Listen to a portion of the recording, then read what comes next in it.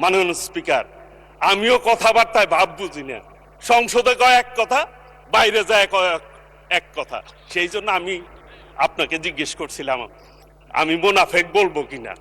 যেহেতু আপনি না করছেন, আমিও আর বললাম না।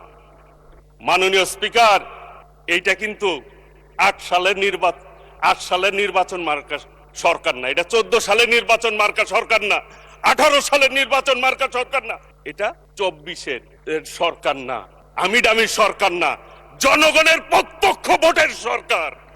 কাজেই হিসাব করে পথ চলা উচিত। কথায় কথায় বলে ফেলেন, নিঃশেষ করে দিবেন কাদেরকে, নিশ্চিহ্ন করে দিবেন কাদেরকে।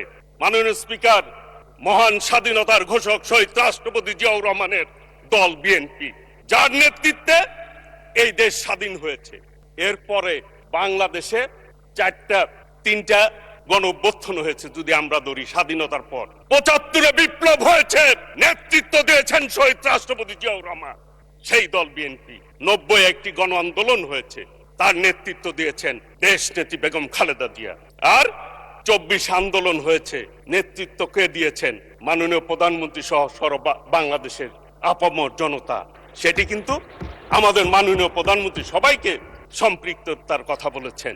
যারা আমিডামি নির্বাচন করে, যারা জনগণ থেকে প্রত্যাখ্যিত, তাদের সাথে বিএনপির তুলনা করেন। এই জন্য বললাম মাননীয় স্পিকার, আমাদের মাননীয় সংসদ সদস্য চান ভাই ওইখানে রয়েছেন, তিনি বলেছেন ওনাদের সাথে একসাথে জেল খাটলাম, এখন ভাব বুঝতেছি না ঘটনা। মাননীয় স্পিকার, আমিও কথাবার্তায় ভাব বুঝি না। সংসদে কয় এক কথা, বাইরে যায় কয় এক কথা। সেই জন্য আমি আপনাকে জিজ্ঞেস করছিলাম আমি মুনাফেক বলবো কিনা।